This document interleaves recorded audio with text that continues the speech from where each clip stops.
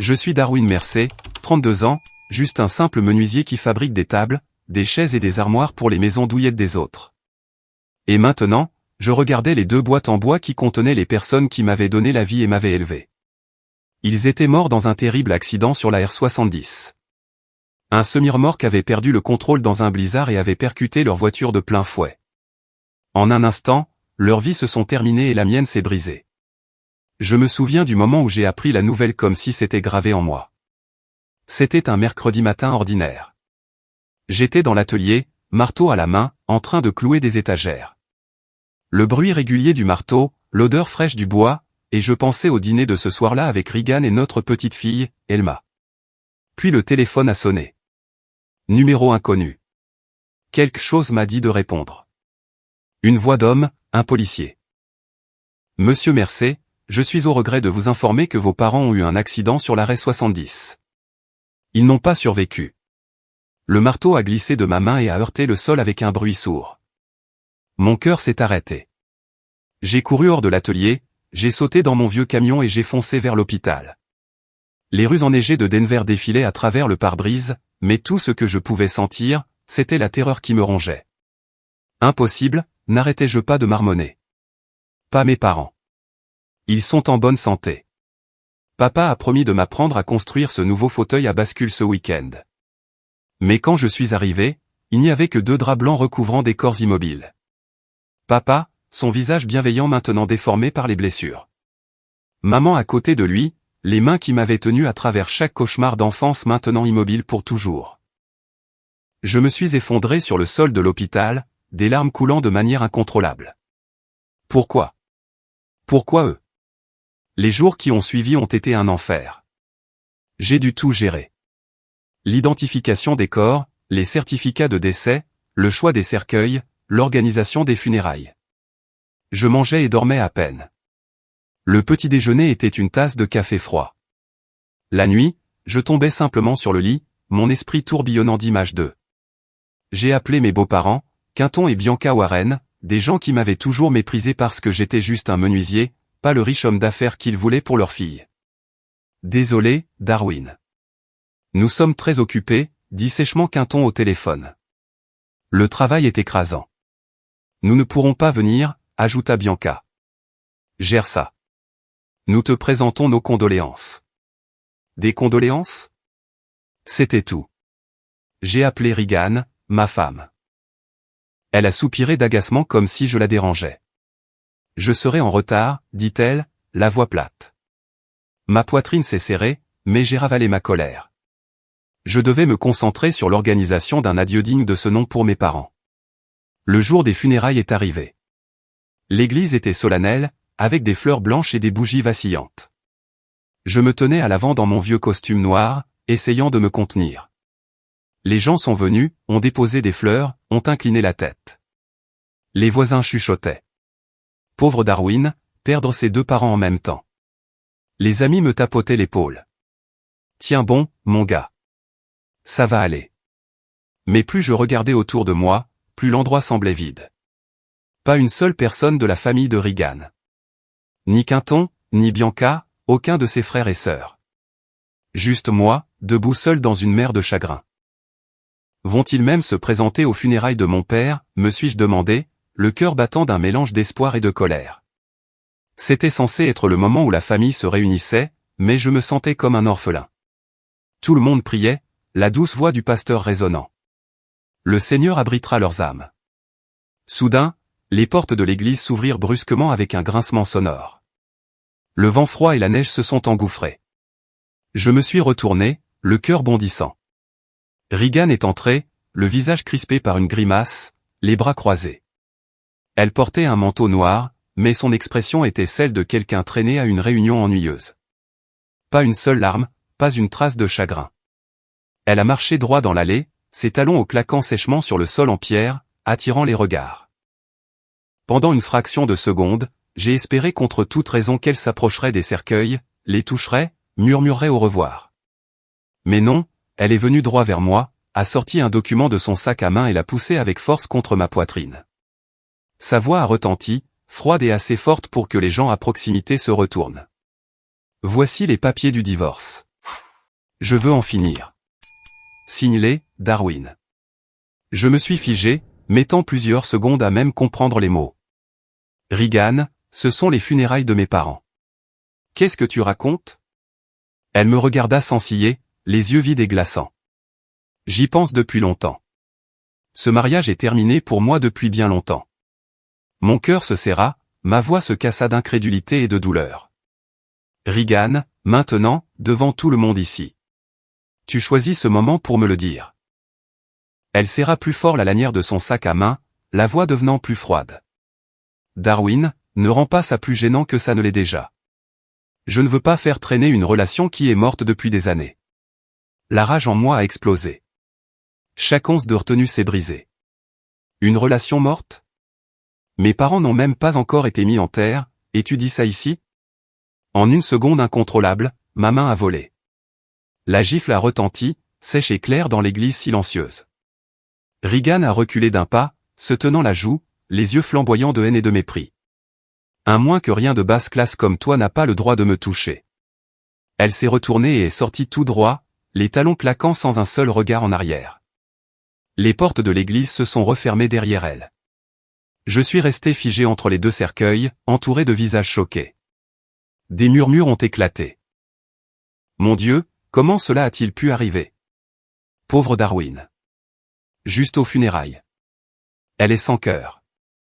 Certains étaient en colère au nom de mes parents. Faire ça à leurs funérailles. Elle n'a pas d'âme. Et moi, je me tenais là, dans l'œil du cyclone, l'esprit vide, les jambes tremblantes, luttant pour ne pas m'effondrer. L'image de Regan disparaissant à travers ces portes était plus profonde que n'importe quel couteau. Pourquoi? Comment ma vie a-t-elle pu tourner ainsi? J'ai pris une profonde inspiration, serré mes mains tremblantes et ravalé ma rage. Je ne pouvais pas m'effondrer maintenant. Mes parents gisaient toujours là. Ils méritaient un adieu digne. Ils étaient les deux seules personnes à ne m'avoir jamais tourné le dos. Je me suis retourné, j'ai continué le service, la voix tremblante en lisant l'éloge funèbre. Les gens sont sortis lentement, me laissant seul avec les deux cercueils dans un chagrin plus lourd que je n'en avais jamais connu. Après les funérailles, je ne suis pas retourné à la maison de location que je partageais avec Regan, un endroit qui ne résonnait plus que du son de la trahison.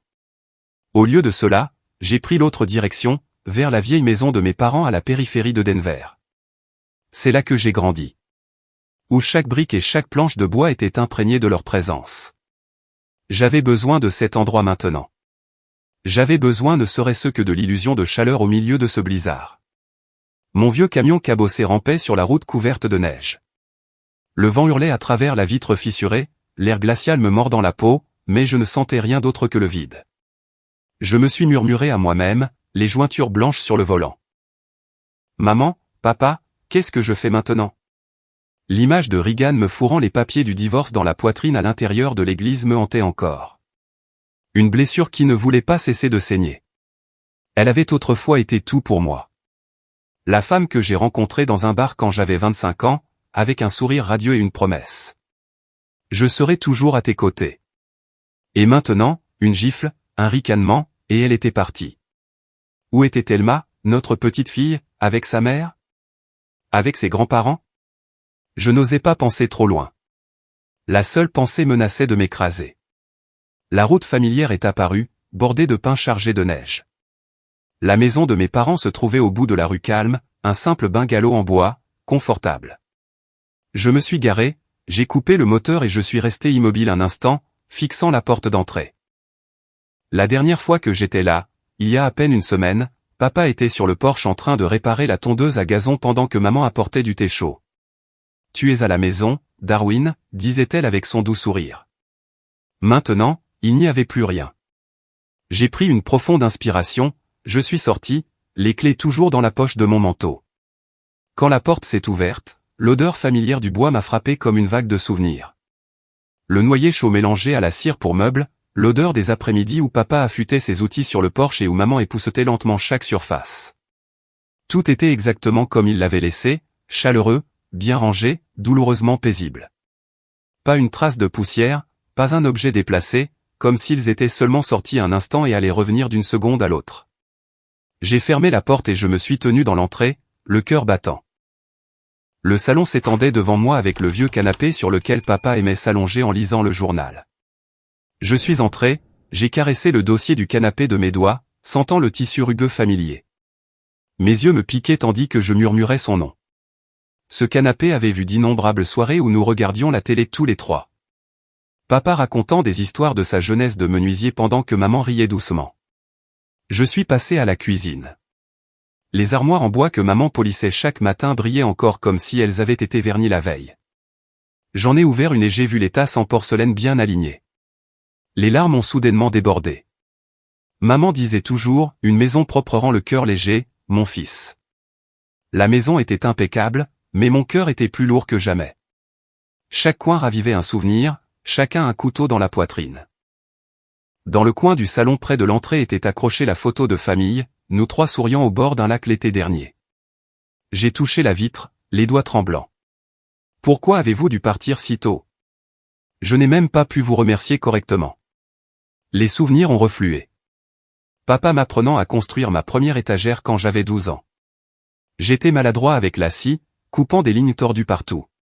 Il ne m'a jamais grondé, il a juste souri. Réessaie, mon fils. Un homme doit être patient. Nous avons travaillé tout l'après-midi, en sueur sous nos chemises, mais la joie quand c'était terminé était indescriptible. Les nuits d'hiver, rassemblées autour de la cheminée, les bûches crépitant, maman me tendant une tasse de chocolat chaud. Mon garçon doit être fort. La vie n'est pas toujours facile. Ces mots résonnaient maintenant comme une prophétie. Fort. Tout ce que je voulais, c'était m'effondrer. J'ai commencé à nettoyer, même si la maison était déjà immaculée. J'ai essuyé la table de la cuisine, redressé les livres sur l'étagère, retenant mes larmes chaque fois que je touchais quelque chose de familier. La nappe brodée à la main que maman avait faite. Des fleurs cousues maladroitement mais avec amour. J'ai passé mes doigts dessus, me souvenant des soirées où elle s'asseyait sous la lampe pour coudre pendant que papa lisait à côté d'elle. Marie-toi. Donne-moi des petits-enfants à tenir, me taquinait-elle. Elle m'a été leur petite fille, mais ils n'ont jamais pu la tenir assez longtemps. J'ai épousseté la bibliothèque et j'ai trouvé le roman d'aventure que papa lisait. Le marque-page était toujours en place, comme s'il s'était juste éloigné un instant. Je le finirai pour toi, papa, ai-je murmuré, la voix brisée. Plus je nettoyais, plus la douleur s'intensifiait. Pourtant, je ne pouvais pas m'arrêter. C'était ma dernière façon d'être proche d'eux. J'ai descendu le couloir, mes doigts frôlant les lambris que papa avait installés lui-même. La faible odeur de bois persistait encore, me rappelant les années de vache maigre. Notre vieille maison était petite, mais elle était toujours remplie de rire. Puis j'ai atteint la chambre de mes parents, et le silence était si complet qu'il m'a figé sur place. La pièce semblait figée dans le temps. Le lit parfaitement fait, les couvertures soigneusement pliées, les rideaux à moitié tirés, tout exactement là où il l'avait touché pour la dernière fois. Je me suis assis sur le bord du lit, passant ma main sur le drap. Le léger parfum de lavande de maman flottait encore dans l'air. J'ai ouvert le tiroir de la table de chevet de papa, espérant un petit réconfort. À l'intérieur, il y avait des choses simples, sa vieille montre à tic-tac, ses lunettes de lecture à monture argentée, un livre à moitié lu avec un marque-page en forme de feuille. Je les ai pris avec des mains tremblantes. Il semblait encore chaud de son contact. Au fond se trouvait un dossier jaune et net. Curieux, je l'ai ouvert et je me suis figé. C'étaient leurs 2 polices d'assurance vie. Valeur totale de plus d'1 million de dollars. Bénéficiaire unique, Darwin Mercer. Mon cœur a sauté un battement, puis a martelé comme un tambour de guerre. Qu'est-ce que c'est, ai-je murmuré, fixant les chiffres. Ils avaient souscrit les polices il y a des années, payant fidèlement les primes même lorsque l'argent était rare. La raison était écrite sur la note jointe, pour que notre fils puisse avoir un meilleur avenir. Les mots se sont brouillés alors que les larmes coulaient de manière incontrôlable. Mon corps tout entier tremblait, un barrage de chagrin et d'admiration se brisant en moi, douleur pour la façon dont ils avaient planifié si loin à l'avance, et un amour écrasant de savoir qu'ils me protégeaient encore même après leur départ. Pourquoi ne me l'avez-vous pas dit? Pourquoi garder ça secret? Je me suis effondré en sanglots, le son résonnant dans la pièce silencieuse. De beaux souvenirs m'ont submergé comme un déluge. Maman me serrant dans ses bras quand je suis tombé de mon vélo à 10 ans, essuyant le sang et embrassant mon front. Ça va, mon chéri. Maman est là. Papa attendant sous la pluie après un cours tardif, trempé mais souriant. Enfin, voilà mon garçon. J'attendais. Les week-ends à reconstruire ensemble la petite cuisine. Papa avec le marteau. Maman préparant de la limonade. Moi tendant les outils. Les jours de vache maigre où le dîner n'était que du pain et de la confiture. Pourtant, la table résonnait de rire.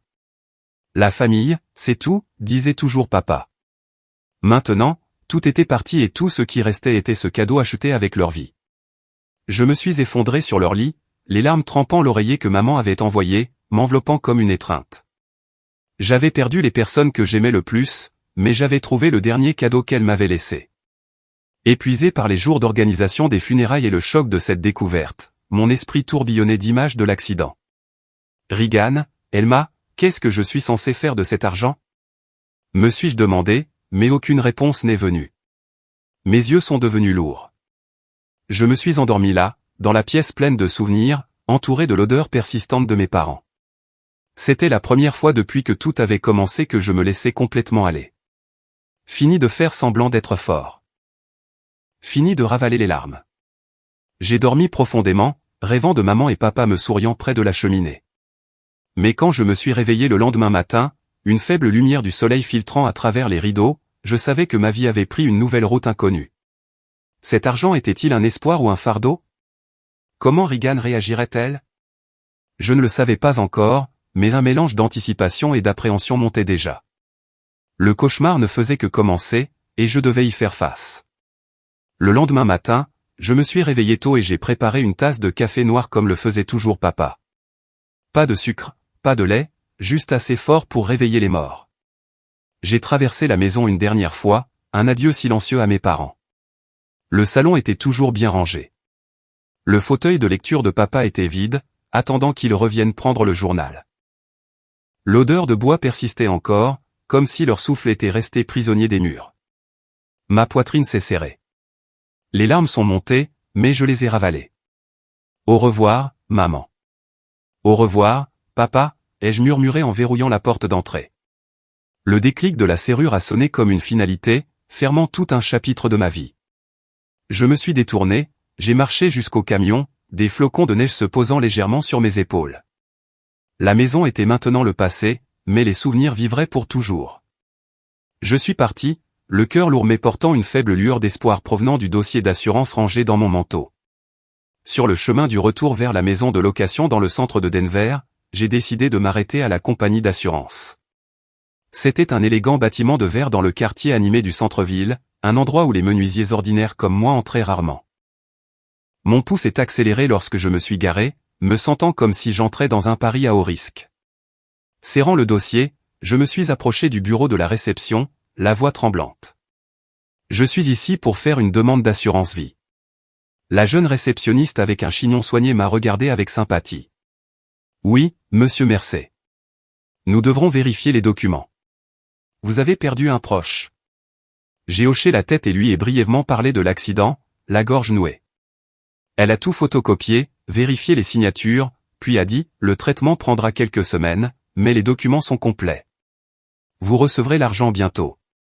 Plus d'1 million de dollars, n'est-ce pas? J'ai de nouveau hoché la tête, espérant que le dernier cadeau de mes parents m'aiderait à surmonter cette tempête. Cela pourrait payer les dettes, acheter une nouvelle maison, peut-être même sauver le mariage si Regan avait encore une once de sentiment. Mais au fond de moi, j'avais peur. Peur que l'argent n'achète pas le bonheur, mais ne fasse que tout compliquer. J'ai quitté le bureau et je suis rentré chez moi, l'esprit tourbillonnant de Leslie. Si Regan la prenait, resterait-elle? Ou me verrait-elle juste comme un homme qui avait hérité de l'argent des morts? Alors que je tournais dans notre quartier de location délabré, avec ses vieux bâtiments à la peinture écaillée, je me suis figé. Une berline de luxe noire et rutilante était garée juste à l'entrée. Une Mercedes, le genre que seuls les très riches conduisent. Un frisson m'a parcouru, un pressentiment terrible. À qui est cette voiture, ai-je marmonné, essayant de me calmer. Peut-être un voisin, peut-être quelqu'un qui s'est perdu. J'ai balayé cette pensée, je me suis garé à côté et j'ai poussé la porte d'entrée. L'odeur de nourriture froide et non consommée m'a frappé, mais le silence était anormal. Puis je me suis arrêté net. Dans le salon se tenait Regan, ma femme, 30 ans, toujours aussi magnifique avec ses cheveux dorés et ses yeux bleus glaciers, à côté de notre fille de 6 ans, Elma, avec ses grands yeux ronds et son sourire innocent. Mais ce n'était pas une scène familiale chaleureuse. Des valises étaient faites. Leurs affaires étaient soigneusement empilées comme s'ils partaient pour de bon.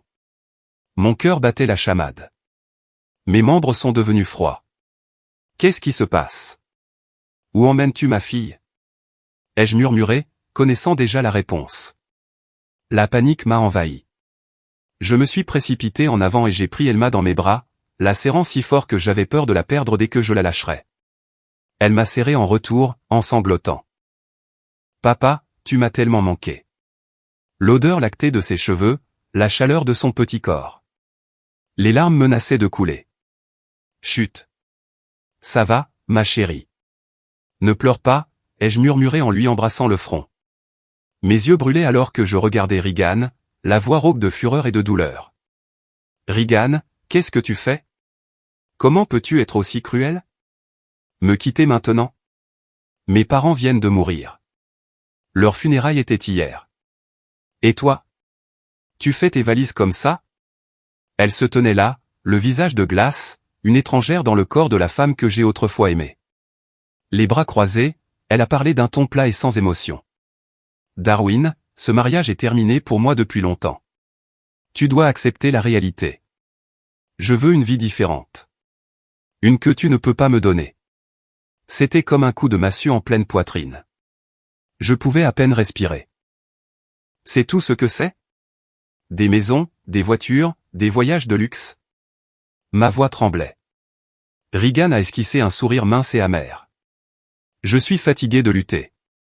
J'en ai assez. J'ai serré Elma plus fort, la regardant droit dans les yeux, la voix baissant presque jusqu'à une supplication. Je peux tout pardonner. Quoi que tu aies fait, je n'en parlerai pas, reviens, c'est tout. Nous pouvons recommencer. Elma a besoin de ses deux parents. Elle ne peut pas grandir en manquant de l'un de nous. J'ai baissé les yeux sur notre fille, puis je suis revenu sur Regan, chaque mot étouffé par le désespoir. Qu'est-ce que tu penses que ça lui fera de grandir sans moi?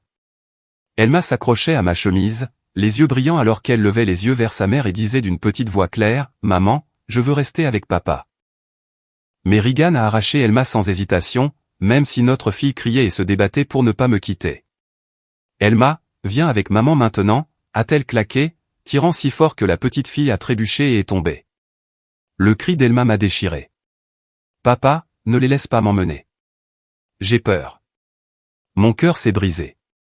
J'ai bondi pour la reprendre, mais Regan m'a repoussé. « Ne la touche pas. Tu n'es pas apte à être son père. » Je me suis effondré sur le sol, les larmes coulant, la voix brisée. « S'il te plaît, Regan, ne fais pas ça. Je t'en supplie. » Elle n'a même pas jeté un regard en arrière. Elle a traîné Elma vers la porte, les roues de la valise grondant derrière elle. Dehors, un homme est sorti de la berline de luxe, nul autre que l'amant de Regan, Orlando Langston. Un homme plus âgé, de l'âge de mon père, aux cheveux d'argent, en costume cher, avec un sourire suffisant. Il a ouvert la portière pour Regan comme si tout avait été répété. Elle a soulevé Elma, toujours en sanglots, dans la voiture et la Mercedes a rugi, ne laissant que le son faiblissant du moteur dans l'air glacial. Je suis resté figé dans la maison vide alors que mon monde entier s'effondrait à nouveau en quelques secondes. Mes jambes tremblaient, mes poings se serraient jusqu'à saigner. Les cris d'Elma résonnaient encore dans ma tête comme un cauchemar dont je ne pouvais pas me réveiller. Pourquoi? Comment en est-on arrivé là? Ai-je crié seul, frappant le mur de mon poing jusqu'à ce que mes jointures saignent. Le salon était maintenant vide, ne portant que la faible trace du parfum de Regan, un rappel cruel de la trahison. Les souvenirs de notre mariage m'ont submergé comme un déluge, m'étouffant. Les premiers jours heureux, notre rencontre dans un café, Regan radieuse, disant « Tu es l'homme dont j'ai toujours rêvé ». Notre nuit de noces, enveloppée dans des couvertures chaudes, nous promettant l'éternité. Le moment où Elma est née. La tenant pour la première fois à l'hôpital. Des larmes de joie. Ma belle-fille. Des soirées remplies de rires. Elma racontant ses histoires d'école. Regan m'embrassant. Tu es le pilier de cette famille. Tout cela avait été ma fierté, ma raison de tenir bon pendant les longues et épuisantes journées à l'atelier. Mais ensuite, les changements se sont insinués, s'élargissant en un gouffre infranchissable. D'abord le dédain. Tu n'es qu'un menuisier avec un salaire pathétique. Comment es-tu censé subvenir à nos besoins? Puis les comparaisons. Mes amis ont épousé des hommes riches avec de belles voitures. Qu'est-ce que j'ai, moi? Rentré tard avec d'étranges excuses. Réunion de travail d'urgence, mais portant l'odeur du parfum d'un autre homme. Protégeant son téléphone, verrouillé par un mot de passe, ne me laissant jamais m'en approcher. Je me doutais de quelque chose, mais j'ai fermé les yeux, croyant que le mariage exigeait la confiance. Le point de rupture est survenu il y a quelques mois, lorsque j'ai accidentellement vu Regan quitter un hôtel de luxe du centre-ville, le bras d'Orlando autour de sa taille, l'embrassant sous les néons. Mon cœur s'est arrêté. Je suis resté figé au coin de la rue, les larmes coulant. Impossible, ai-je pensé, mais la preuve était indéniable. Je l'ai confrontée à la maison. Elle a tout nié. Tu imagines des choses. Arrête d'être paranoïaque. À partir de ce jour, notre mariage ne tenait plus qu'à un fil, mais je m'y suis accroché pour le bien d'Elma. Et maintenant, en regardant la Mercedes disparaître dans la rue, j'ai compris que ce n'était pas seulement une trahison. C'était la fin amère de la vie que j'avais lutté pour maintenir pendant 6 ans. Je me suis effondré sur le sol, sanglotant comme un enfant, les mains agrippées à ma tête. La maison était vide. Plus de rire d'Elma. Plus de chaleur de Regan. L'avenir semblait d'un noir d'encre. Parents partis, femmes parties, filles emmenées. L'argent de l'assurance ressemblait maintenant à une blague cruelle. Pourrait-il racheter une famille? La douleur et l'appréhension ont surgi, me préparant à des jours encore plus sombres. Je me suis tordu sur le sol, l'esprit tourbillonnant avec l'image d'Orlando ouvrant la portière de la voiture, Regan emportant notre fille hurlante pendant que je restais impuissant. À partir de ce jour, ma vie serait un combat sans fin.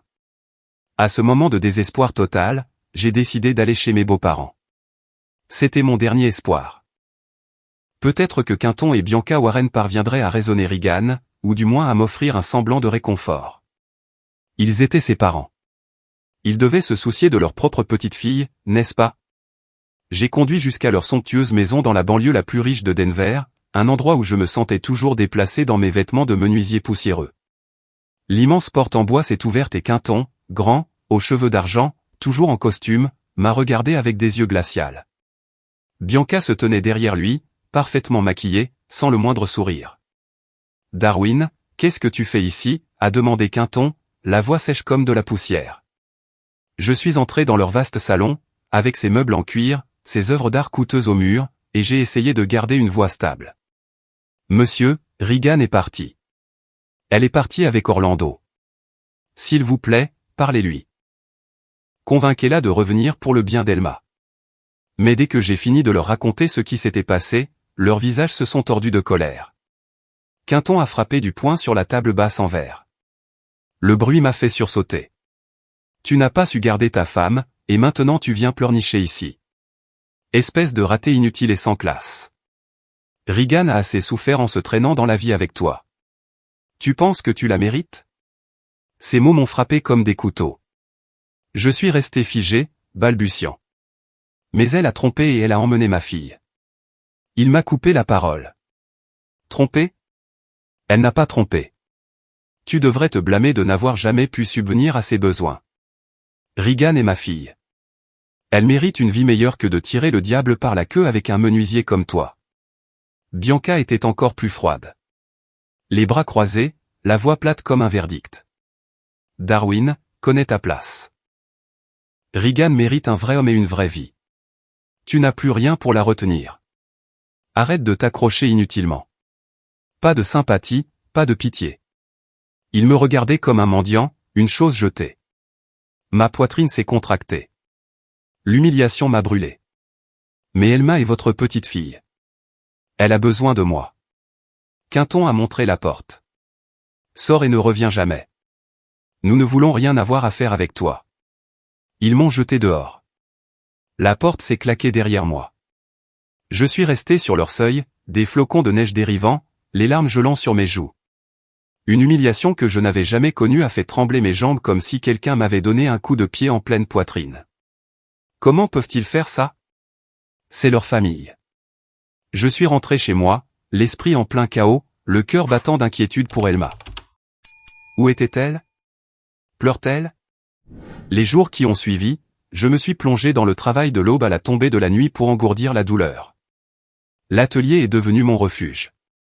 Le bruit régulier du marteau, le cri de la scie, l'odeur du bois frais m'ont aidé à oublier pendant quelques heures. J'ai travaillé comme un forcené, construisant des tables, des armoires, des étagères, jusqu'à ce que mes mains soient calleuses et saignantes. Mais chaque soir, en rentrant dans la maison vide, les pleurs d'Elma et l'image de Regan s'éloignant me poignardaient comme des aiguilles.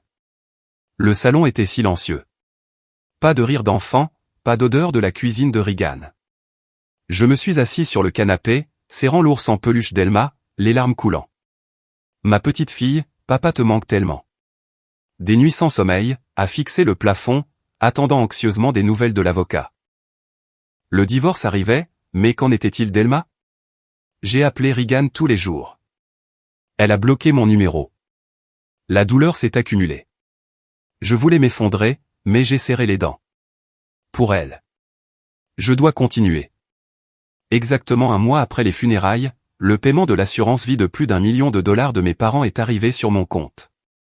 J'ai reçu la notification de la banque et je suis resté assis, regardant l'écran, hébété. Le solde avait bondi à exactement 1,2 million de dollars. Mon cœur s'est serré, gratitude et agonie mêlées au prix terrible de cet argent. Maman, papa, merci, ai-je murmuré à travers mes larmes. C'était le dernier bouclier qu'il m'avait laissé, acheté avec de silencieux sacrifices dont je n'avais jamais eu connaissance. Je me suis souvenu des repas maigres, de la façon dont ils renonçaient discrètement à leurs propres désirs juste pour économiser pour ton avenir, mon fils. Maintenant, cet avenir était arrivé, mais il n'était pas là pour le voir. Je suis resté assis, figé, perdu dans mes pensées. Payer les dettes, acheter une maison, l'utiliser pour me battre pour Elma. Mais sous chaque plan, la douleur restait intacte. L'argent ne pouvait pas ramener mes parents, et il n'avait pas encore ramené ma fille dans mes bras. 2 semaines plus tard, la séance de médiation a eu lieu au tribunal de la famille de Denver. Je suis arrivé tôt dans mon vieux costume, serrant des documents financiers, m'accrochant au fragile espoir que l'amour et l'argent de l'assurance que je venais de recevoir pourraient encore tout arranger. Mon cœur battait la chamade en entrant dans la pièce froide avec ses tables en bois et ses chaises dures. Regan est entré, l'air détendu et confiant, robe chère, cheveux en un chignon élégant, flanqué de son propre avocat. Elle m'a jeté un regard, les yeux pleins de mépris comme si j'étais un étranger. Le juge, une femme d'âge moyen, a demandé, « Monsieur Mercé, que souhaitez-vous dire lors de cette médiation ?» J'ai parlé, la voix tremblante mais sincère. « Votre honneur, je veux reconstruire ma famille. J'aime ma femme et ma fille. Je suis prêt à tout pardonner, l'adultère, la trahison. Je viens de recevoir plus d'1 million de dollars de l'assurance vie de mes parents. Je suis prêt à utiliser chaque centime pour leur avenir si Regan revient pour le bien d'Elma, votre honneur. » J'ai regardé Regan désespérément, espérant une lueur de sentiment. Elle a juste secoué la tête froidement. « Non, votre honneur, ce mariage est terminé. Je n'ai pas besoin de cet argent. Mon avenir sera bien plus riche que ça. Je demande le divorce et la garde exclusive d'Elma. » Ces mots étaient un couteau. Tous mes efforts se sont effondrés instantanément. Je suis resté assis, figé, agrippant la chaise, les larmes menaçant de couler. « Regan, comment peux-tu » Elle ne m'a même pas regardé, a juste souri à son avocat. La médiation s'est terminée sans accord, me laissant avec une douleur encore plus lourde. Le mois suivant a été un enfer. J'ai envoyé des SMS, appelé, envoyé des emails. De longs messages suppliants pour une réconciliation. Je vais tout arranger. Reviens juste pour Elma. J'ai envoyé de vieilles photos, des souvenirs heureux, espérant réveiller quelque chose en elle. Aucune réponse. Finalement, elle a bloqué tous les moyens par lesquels j'essayais de la joindre, coupant le dernier fil d'espoir. Je me suis assis seul dans la maison silencieuse, regardant un téléphone mort, le cœur brisé. Elma, qu'est-ce que je fais maintenant? Ces nuits-là, je rêvais qu'elle pleurait pour moi, me réveillant en sueur, redoutant la date finale du tribunal. Lorsque l'audience officielle pour la garde a eu lieu, la salle d'audience était bondée d'avocats et de témoins. J'ai parlé au tribunal de l'énorme héritage et de mon amour pour ma fille. Votre honneur, j'ai plus d'1 million de dollars pour subvenir aux besoins d'Elma. Je suis son père et je l'aime plus que tout. S'il vous plaît, accordez-moi la garde. Mais mon revenu instable de menuisier a été dépeint comme précaire. Salaire bas, horaires irréguliers. L'avocat de Regan a souri. Monsieur Mercer n'est qu'un menuisier. Comment peut-il subvenir à ses besoins? Regan, soutenu par la vaste fortune d'Orlando Langston, était assise avec confiance. Orlando était dans la galerie, costume rutilant, témoignant « Je donnerai tout à Regan et Elma. Un manoir, les meilleures écoles, une sécurité 24h24. Regan a hoché la tête. Je peux lui offrir une vie bien plus stable qu'il ne le pourra jamais. Le juge a accordé la garde exclusive à Regan. Les mots ont frappé comme le tonnerre. Je pouvais à peine me tenir debout en quittant la salle d'audience, les jambes tremblantes, la main appuyée contre le mur. C'était comme si mon monde entier venait de tomber dans un abîme sans fond. Parents partis, femmes parties, filles parties. La dernière lumière de ma vie s'était éteinte. Je me suis traîné chez moi, l'esprit tourbillonnant d'images d'Elma, ma petite fille aux joues potelées et au rire cristallin. Elle appartenait maintenant à Regan et Orlando, les deux personnes qui m'avaient tout volé. Je l'imaginais pleurer son papa la nuit, et je ne pouvais pas l'atteindre. J'ai claqué la porte et je me suis effondré sur le sol. Mon téléphone a vibré, un SMS de Regan. Mon cœur battait la chamade. Je l'ai ouvert avec une lueur d'espoir désespéré qu'elle ait tout regretté. Mais non, juste un court message froid. Nous déménageons en Arizona. Ne nous cherche pas et ne nous dérange plus. C'est fini. C'était tout. Pas de questions, pas de pitié. Les mots ont coupé plus profondément que la décision du juge. J'ai réalisé que je n'avais pas seulement perdu la garde. On m'avait brutalement dépouillé même du droit de rendre visite à ma propre fille. Regan me coupait complètement de sa vie, emmenant Elma loin, comme si elle m'effaçait de son existence pour toujours. Comment peux-tu me faire ça? Ai-je rugi, frappant le mur jusqu'à ce que mes jointures saignent. Les larmes coulaient. Mon corps tout entier tremblait. La douleur était si énorme que je pouvais à peine respirer. Je suis resté là, à regarder l'écran noir du téléphone, attendant désespérément des excuses qui ne sont jamais venues, seulement un silence de mort. Je me suis enfoncé dans le désespoir et je me suis tourné vers l'alcool pour faire disparaître tout ça. Au début, ce n'était qu'un verre de whisky pour atténuer la douleur, mais jour après jour, je buvais jusqu'à perdre connaissance. Je me réveillais avec un mal de tête lancinant, attrapais une bouteille dans le frigo et buvais au lieu du café. Le travail? Je l'ai abandonné.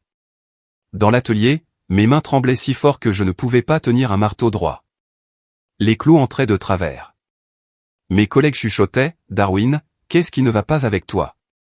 Rentre chez toi et repose-toi. » Je suis rentré chez moi, j'ai ouvert une autre bouteille, j'ai bu jusqu'à m'évanouir sur le sol. Ces nuits-là, je rêvais qu'Elma courait dans mes bras pour me réveiller dans une chambre vide.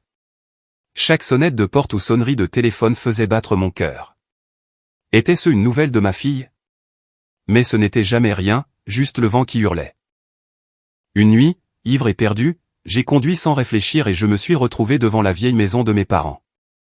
Le camion dérapait sur les routes enneigées, les phares fendant l'obscurité. Je ne savais pas où j'allais jusqu'à ce que je me retrouve garé devant l'endroit familier. La lumière du porche était toujours allumée grâce au détecteur de mouvement. Je n'ai pas osé entrer. Je me sentais trop pathétique. Un ivrogne sans emploi qui avait tout perdu. Je me suis juste assis sur le porche glacial, des flocons de neige se posant sur mon manteau, me demandant à quel point maman et papa seraient déçus. Maman, papa, je suis devenu un ivrogne, ai-je murmuré, les larmes gelant sur mes joues.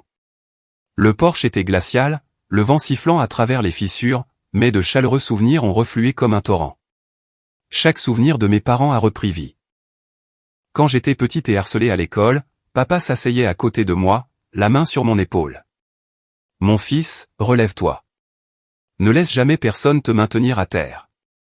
Maman m'a serré dans ses bras et a essuyé mes larmes. La vie peut être cruelle, mais si tu es assez fort, elle ne peut pas te briser. Leur leçon constante sur la résilience, sur le fait de ne jamais abandonner, quoi qu'il arrive.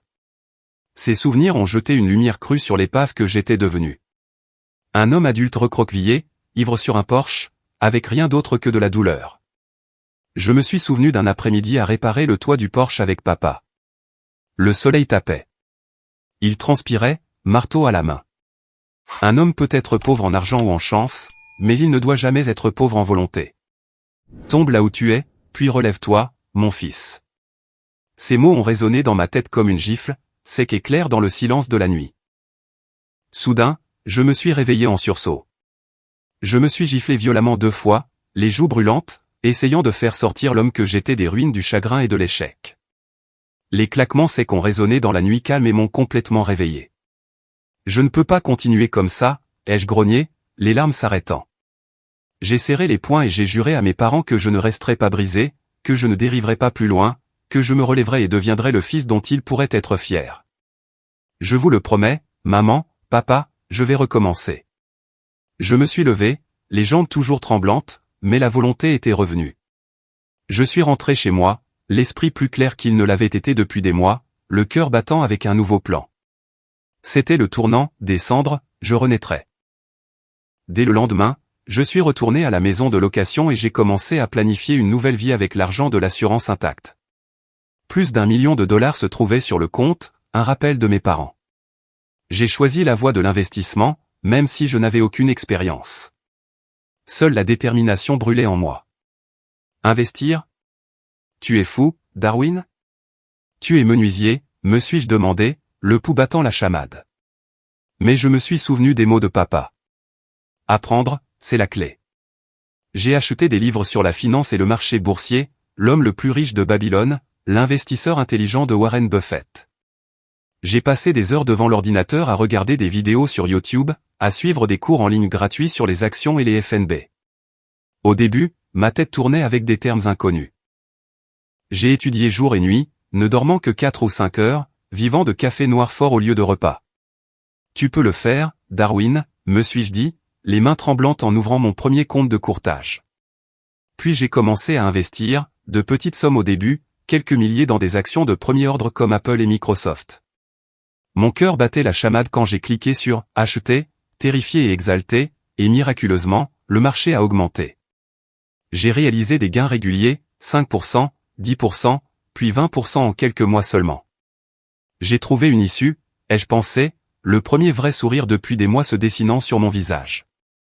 4 ans ont passé. Mon portefeuille d'investissement a atteint 15 millions de dollars. Je pouvais à peine le croire. D'un menuisier sans emploi et le cœur brisé à un multimillionnaire, j'ai déménagé dans une belle maison dans une banlieue tranquille de Denver, laissant derrière moi l'endroit rempli de souvenirs douloureux pour commencer une nouvelle vie. La nouvelle maison était spacieuse avec un jardin et un bureau dédié où je suivais les marchés chaque matin. J'ai acheté une nouvelle voiture, je m'habillais élégamment mais jamais de manière extravagante. Me souvenant des mots de papa, l'argent est un outil, pas le but. La vie avait changé au-delà de toute imagination. J'ai rejoint des groupes d'investissement, je me suis fait des amis parmi des gens qui avaient réussi, j'ai même fait des dons à des œuvres de charité pour les enfants orphelins. Pourtant, peu importe le temps qui passait, la douleur de l'absence d'Elma ne s'estompait jamais. Chaque soir, assis seul près de la cheminée, je me demandais toujours comment ma fille avait grandi, comment elle vivait, et si elle se souvenait encore du père qu'il aimait plus que sa propre vie.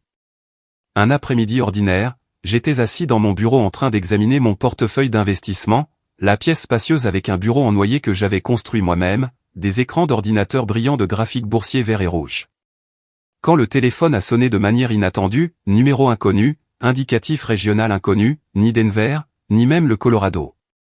La sonnerie était insistante, urgente, envoyant un frisson glacial le long de ma colonne vertébrale. Mon cœur s'est emballé. Une vague appréhension est montée en moi. Qui cela pourrait-il être, ai-je marmonné, la main tremblant légèrement en décrochant. Au cours des 4 dernières années, j'avais rarement reçu d'appels de numéros inconnus. Ma nouvelle vie était faite de réunions Zoom avec des partenaires, pas de surprise comme celle-ci. J'ai jeté un coup d'œil à l'écran. Indicatif régional de l'Arizona. Mon cœur s'est arrêté. L'Arizona, où Reagan avait emmené Elma. L'adrénaline a monté. J'ai répondu, la voix tendue. Ici Darwin. Qui est à l'appareil? Instantanément, j'ai entendu une voix d'enfant, haletante et tremblante, essayant de retenir sa terreur. Les mots sont sortis en sanglots brisés. En une seule seconde, j'ai su que c'était Thelma, ma fille. Plus âgée maintenant, mais c'était indubitablement sa voix, celle que j'entendais dans mes rêves chaque nuit. Mon cœur s'est glacé, puis a martelé comme des tambours de guerre. Thelma, ma chérie, c'est toi, ai-je murmuré, la voix se brisant, les larmes montant. 4 ans sans l'entendre, et maintenant c'était là. Pas des rires joyeux, mais des sanglots paniqués et désespérés. Sa voix était frénétique, interrompue par des hoquets. Papa, aide-moi. Il me frappe. L'adresse est 245 Oak Street, Flagstaff. S'il te plaît, sauve-moi. Les mots « sauve-moi » se sont étirés dans un pur désespoir, comme un cri du fond d'un gouffre. Puis la ligne s'est coupée. Des bips mécaniques et froids. Je suis resté assis, figé, le téléphone toujours collé à mon oreille, mon cerveau luttant pour traiter ce que je venais d'entendre. Thelma, ma petite fille, se fait battre. L'horreur m'a submergé comme un raz-de-marée, balayant toute pensée rationnelle. Mon corps tout entier s'est engourdi. Mon cœur s'est serré si fort que je pouvais à peine respirer. L'instinct paternel a submergé la peur et le calcul. Je n'ai pas pensé aux lois ou aux risques. Seulement à ma fille en souffrance qui avait besoin de son père. Regan et Orlando. Que avait-il fait à mon enfant? La rage et la terreur ont explosé en moi.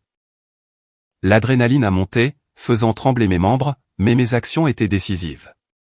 Sans une seconde de réflexion, j'ai bondi de la pièce, j'ai attrapé mes clés et mon manteau, j'ai claqué la porte derrière moi, j'ai sauté dans mon nouveau VUS et j'ai foncé vers Flagstaff, Arizona, l'adresse que ma fille avait réussi à halter. LI-70 a défilé sous les roues, mais tout ce que je voyais, c'était le visage terrifié d'Thelma. Mon cœur était sur le point d'éclater. J'ai largement dépassé la limite de vitesse, les phares clignotant dans la lumière déclinante. Tiens bon, ma chérie. Papa arrive, ai-je marmonné, les larmes coulant sur mon visage. Le trajet a duré plus de 10 heures, mais je ne me suis pas arrêté. Seulement pour faire le plein dans des stations-service et acheter de l'eau pour rester éveillé. Mon esprit tourbillonnait de souvenirs. La petite Thelma s'endormant dans mes bras, murmurant « Papa est mon super-héros ». Et maintenant, elle était dans une sorte d'enfer, se faisant battre. J'ai imaginé Orlando, ce salaud de 70 ans, la frappant, et la fureur a bouilli en moi. Et est-ce que Regan le savait? En faisait-elle partie? Chaque kilomètre sur les routes de montagnes sinueuses, le vent hurlant, mon anxiété montait. Garde juste ma petite en sécurité, ai-je prié, serrant le volant jusqu'à ce que mes jointures blanchissent. La nuit est tombée. Les étoiles scintillaient dans le ciel de l'Arizona. Mais je n'ai jamais levé les yeux, seulement vers le GPS. 245 Oak Street, Flagstaff, un quartier résidentiel calme. Mais pour moi, c'était un champ de bataille. Quand je suis arrivé, il était tard. Les rues étaient silencieuses sous les faibles lampadaires orange. Je me suis garé à un pâté de maison, j'ai éteint les phares et j'ai couru droit vers la maison.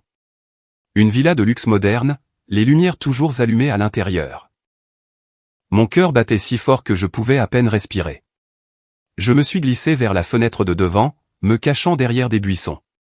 La scène à l'intérieur m'a frappé comme un cauchemar. Orlando balançait une ceinture en cuir sur le dos d'Thelma, hurlant des jurons d'ivrogne. Petite peste. C'est comme ça que je vais t'éduquer. Sa voix était pâteuse d'alcool. Thelma, ma fille, maintenant âgée de 10 ans, plus grande, plus mince, était recroquevillée, les bras sur la tête, encaissant les coups en silence, seuls de faibles sanglots étouffés s'échappant. Mon sang a bouilli, ma vision s'est brouillée de rage. Regan se tenait juste là, les bras croisés, regardant son propre enfant se faire battre comme si de rien n'était. Elle a même grondé, tu le mérites. Comporte-toi bien ou tu en auras plus. Pas un seul mouvement pour l'arrêter. Pas une trace de pitié. Mon cœur s'est brisé. C'était sa mère. La femme que j'ai autrefois aimée. Pendant une seconde, je suis resté figé de choc. Mais ensuite, une pure fureur a explosé en moi. J'ai chargé la porte d'entrée et je l'ai défoncée de toutes mes forces.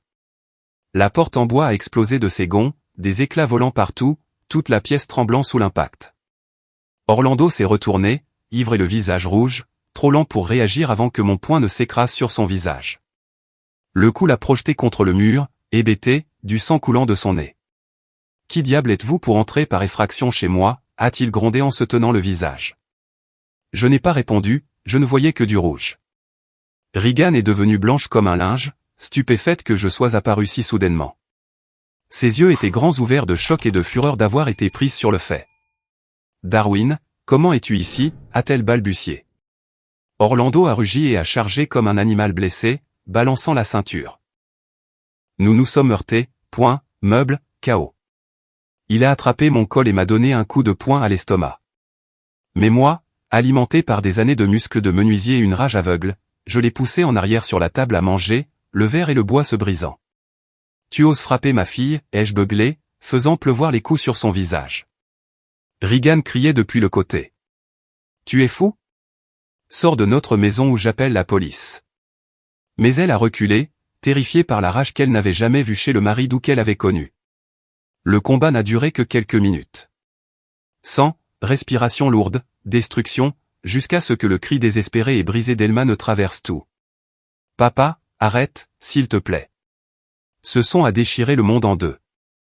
J'ai instantanément lâché Orlando et je me suis précipité vers ma fille, prenant son corps tremblant dans mes bras. Elle tremblait violemment, petite et terrifiée, se blottissant contre moi. Je l'ai serrée fort, les larmes coulant. « Je suis là, ma chérie. Papa te tient. C'est fini. » L'odeur de ses cheveux, la chaleur de son petit corps, tout ce que j'avais perdu pendant 4 longues années a reflué. À ce moment-là, j'ai su que si j'avais été ne serait-ce que quelques minutes plus tard, ma fille n'aurait peut-être jamais eu une autre chance d'appeler à l'aide. Au moment où la pièce est tombée dans le silence après la lutte, des sirènes de police ont soudain percé la nuit, aiguës et tranchantes dans l'obscurité. Des gyrophares rouges et bleus ont balayé les fenêtres, clignotant sur les murs, nous faisant tous les trois, moi, Regan et Orlando, nous tourner vers le son sous le choc. Mon cœur a fait un bond. Qui a appelé la police ? Regan ou un voisin qui a entendu le bruit. Elle m'a tremblé plus fort dans mes bras, murmurant « Papa ». La police est là. Je l'ai serré plus fort, murmurant « C'est bon, ma chérie. Papa est juste là. » Orlando s'est relevé en titubant, essuyant le sang de son nez, le visage tordu de douleur. Merde. Les flics sont là. Regan a reculé, la main sur la bouche, les yeux fuyants comme si elle calculait son histoire. Les sirènes se sont rapprochées, puis se sont arrêtées juste devant. J'ai pris une profonde inspiration, essayant de rester calme. Cela pourrait être le salut ou un désastre encore plus grand. Elma m'avait secrètement appelé, mais maintenant la police était là. Tout pourrait changer. La tension a monté. J'ai rapproché Elma de moi, prêt à la protéger à tout prix. 2 officiers sont entrés par la porte d'entrée brisée. Les mains posées sur leurs étuis, les yeux balayant rapidement la pièce. Le plus grand, aux épaules larges avec une barbe épaisse, a aboyé « Police de Flagstaff ». Nous avons reçu un rapport d'altercation physique, de cris et d'un enfant qui pleure à cette adresse. Que tout le monde reste où il est. La jeune officière a balayé la scène avec une lampe de poche. Ils ont pris la mesure du salon saccagé, des meubles renversés, des éclats de verre scintillants, de la ceinture en cuir gisant sur le sol à côté d'Orlando. Puis leurs yeux se sont posés sur moi, berçant une petite fille en sanglots et tremblante, et sur les 2 adultes ensanglantés et débraillés à proximité. Mon cœur battait si fort que je pouvais à peine respirer, attendant leur réaction. L'officier s'est avancé, la voix ferme. « Séparez-vous tous maintenant. Les mains où je peux les voir. Expliquez exactement ce qui s'est passé. » Sa main est restée près de son arme. Regan a paniqué, le visage cendré, balbutiant. « Officier, il est entré par effraction. Il nous a attaqués. » Orlando, les yeux exorbités de rage, a rugi. « C'est ça. Arrêtez-le. C'est un cambrioleur. » J'ai gardé Elma pressée contre ma poitrine, la protégeant, et j'ai parlé aussi calmement que possible malgré ma voix tremblante. « Je suis son père. Ma fille m'a appelé pour demander de l'aide. Je suis arrivé et je l'ai trouvée en train de se faire maltraiter. Je veux juste la sortir d'ici. » L'officière s'est approchée, son expression s'adoucissant en voyant Elma.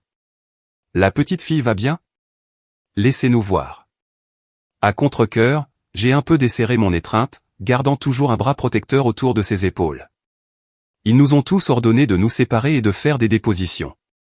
J'ai tout raconté aussi calmement que possible. L'appel désespéré d'Elma, ses pleurs au téléphone, ce que j'ai vu par la fenêtre, Orlando la fouettant avec la ceinture pendant que Regan regardait et la grondait. Ma voix s'est brisée en le décrivant. Elle m'a appelé en sanglotant pour de l'aide. J'ai fait irruption et je l'ai vu frapper ma fille avec cette ceinture. Sa propre mère se tenait là et lui criait dessus. Je ne pouvais pas rester là sans rien faire. J'ai montré les zébrures fraîches sur le dos d'Elma, les larmes coulant sur mon visage. L'officier a pris des notes, le visage sombre. Vous êtes le père biologique. Vos papiers.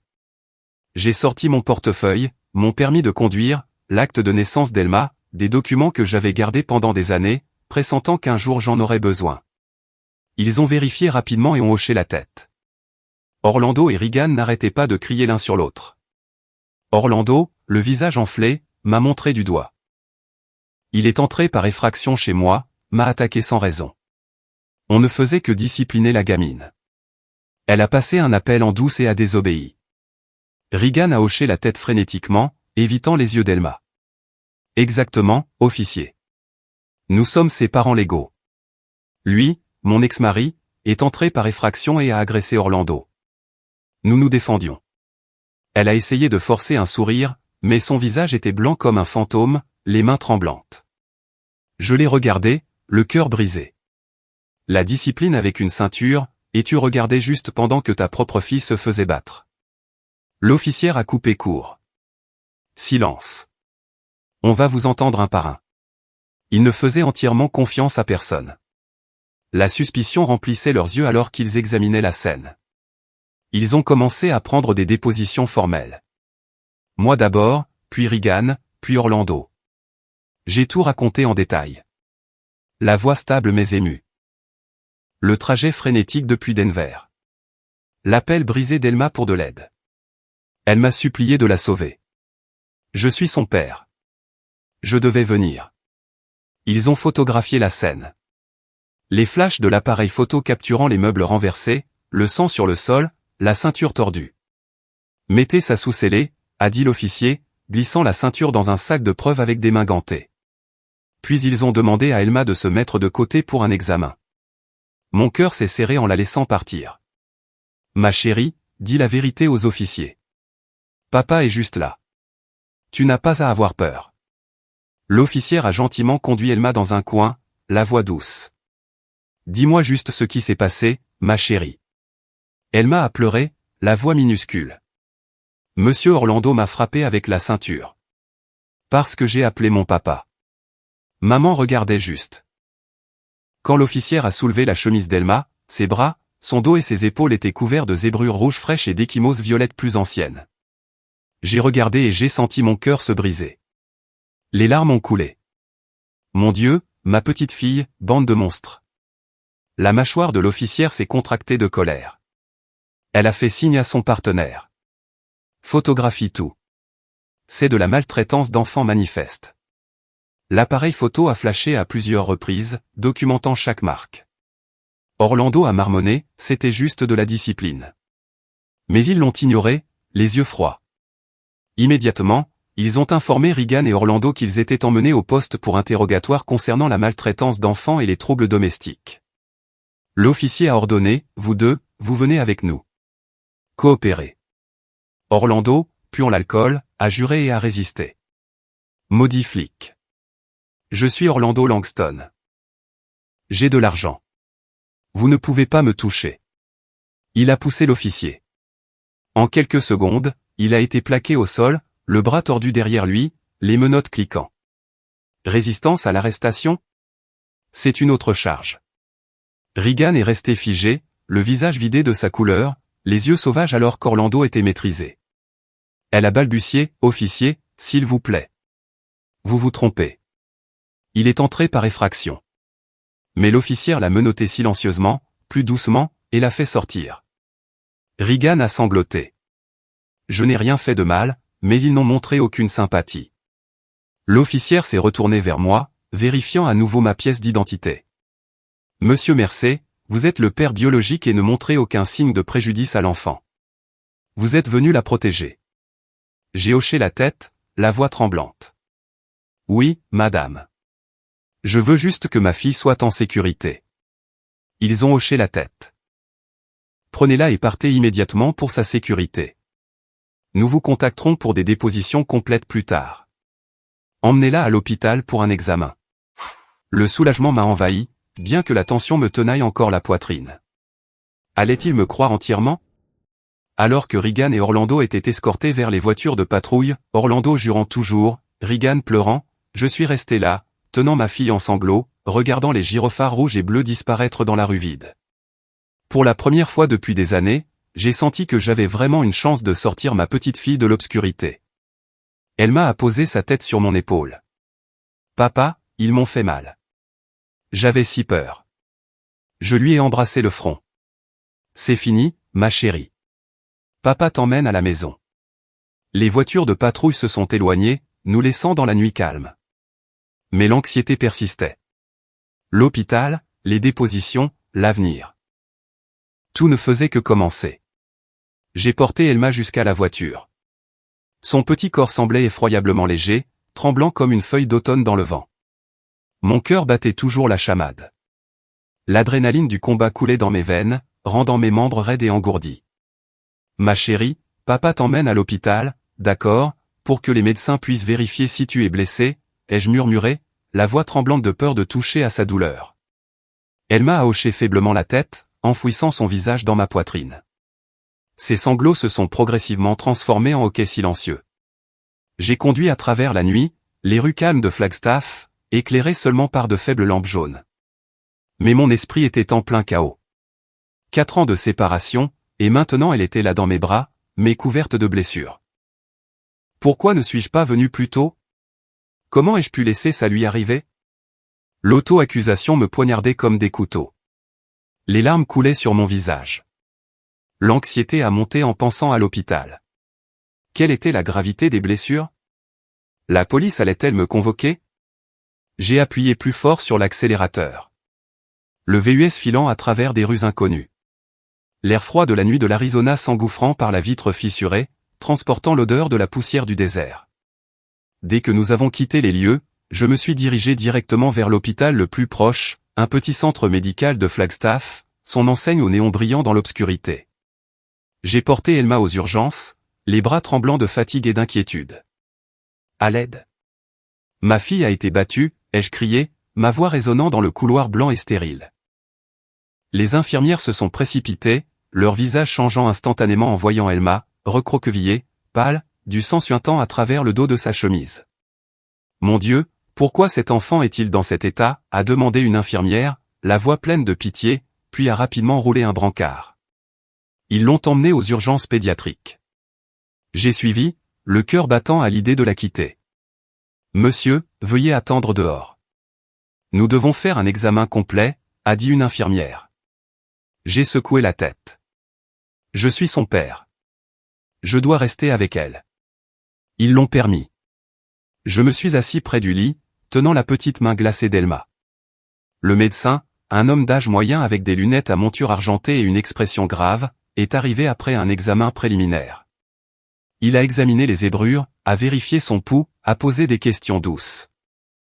Elma est restée silencieuse, ne faisant que hocher ou secouer la tête, mais elle a tressailli et s'est recroquevillée quand il a touché son dos.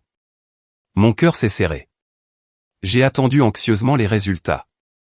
Après avoir terminé, le médecin m'a attiré dans le couloir, le visage tendu. Monsieur Mercé. L'état d'Elma est plus grave qu'il n'y paraît.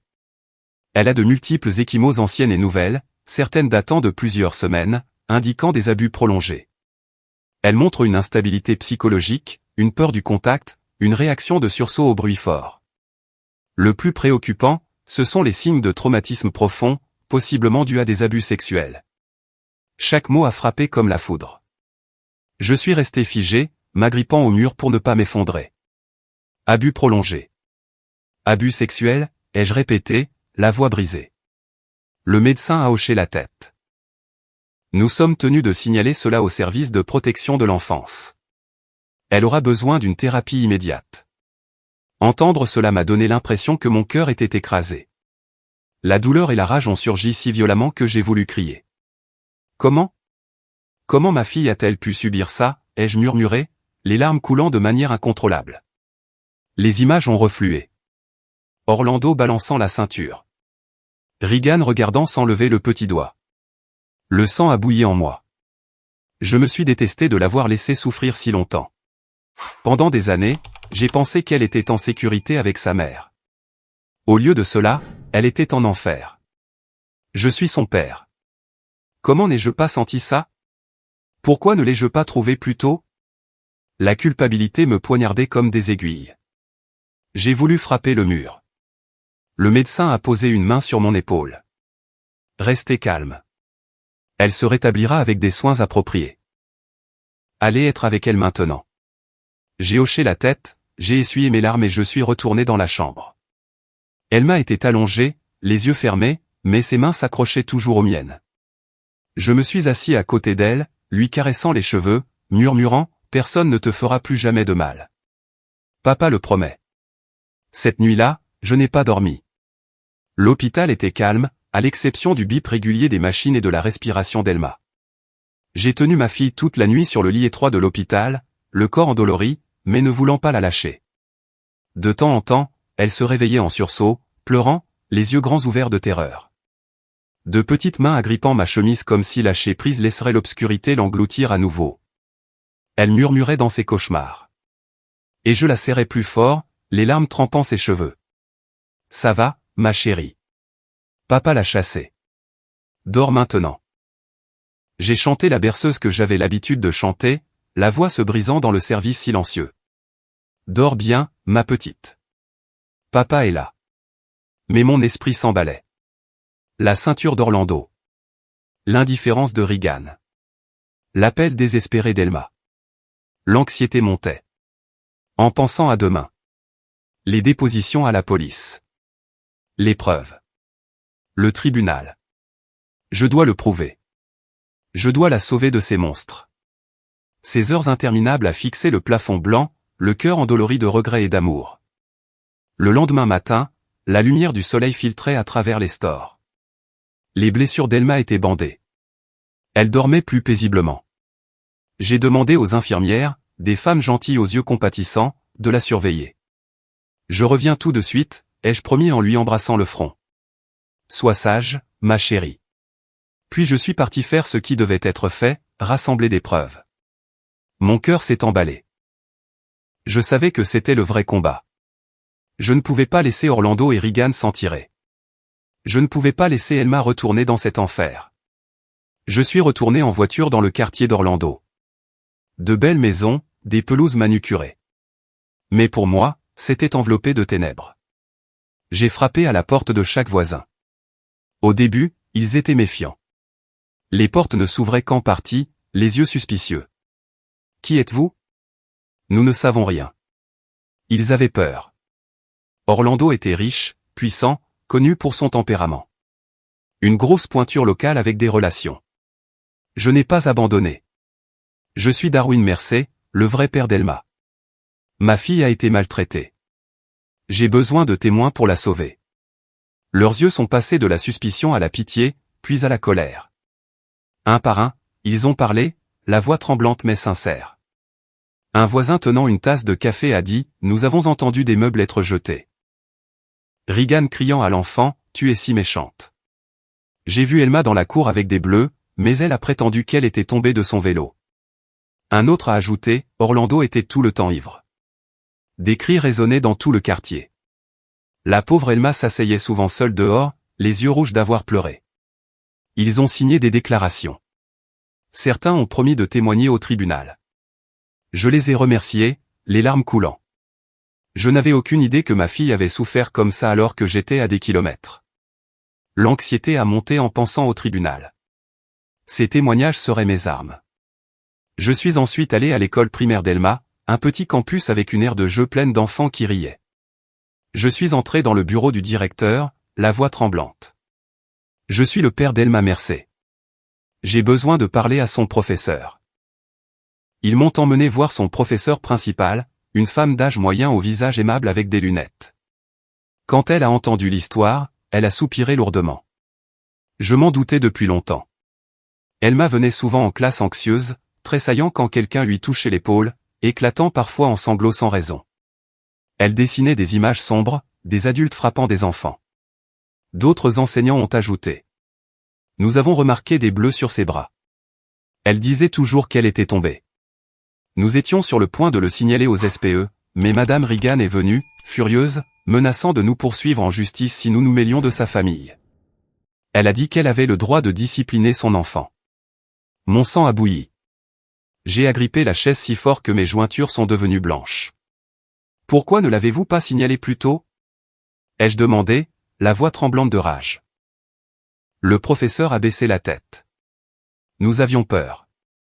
Orlando a de l'influence ici, mais maintenant que vous êtes là, nous témoignerons. Tous. Chaque mot était un autre couteau dans mon cœur. Je n'avais aucune idée que ma fille autrefois heureuse et souriante avait vécu dans la terreur, tressaillant au moindre contact. Je me suis assis dans le bureau de l'école, les larmes coulant, l'esprit en plein désarroi. Ils m'ont donné des dossiers, des absences, des rapports de comportement. J'ai tout photocopié. C'était déchirant. Sur le chemin du retour vers l'hôpital, j'ai conduit lentement, pensant aux années que j'avais manquées.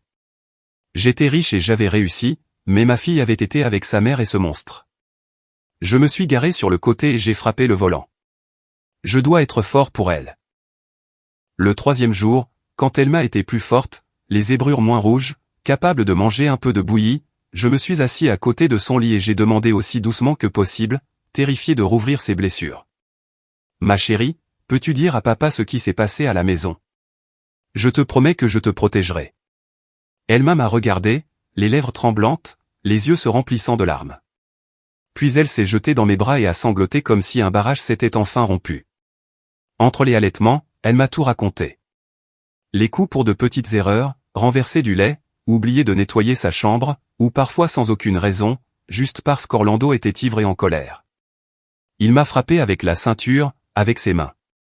Ça faisait si mal, papa. Sa voix est devenue plus petite.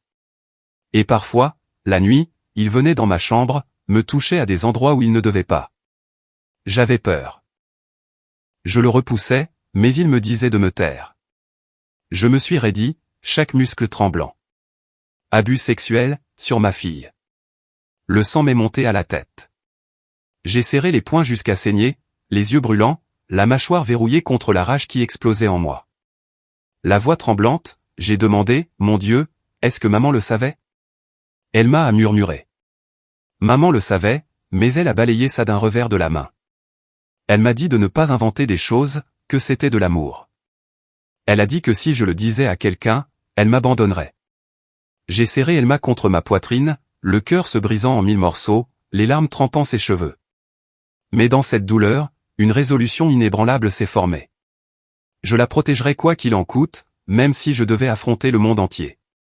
Personne ne te fera plus jamais de mal. Je te le promets, ai-je murmuré en lui caressant le dos. Mon esprit s'emballait avec des plans. Le tribunal, l'épreuve, la justice. L'anxiété était écrasante. C'était la bataille finale. Je me suis assis près du lit d'hôpital d'Elma, la regardant s'endormir enfin après ses pleurs. Mais mes propres yeux refusaient de se fermer. Cette nuit-là, à l'hôpital de Flagstaff, l'air froid, le bip régulier des machines, la faible odeur d'antiseptique, j'ai passé chaque heure à compiler chaque élément de preuve.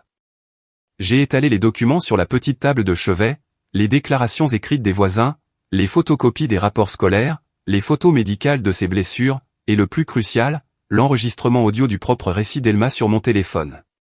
Le lendemain matin, j'ai soumis le dossier épais complet au SPE, les services de protection de l'enfance, et à la police de Flagstaff.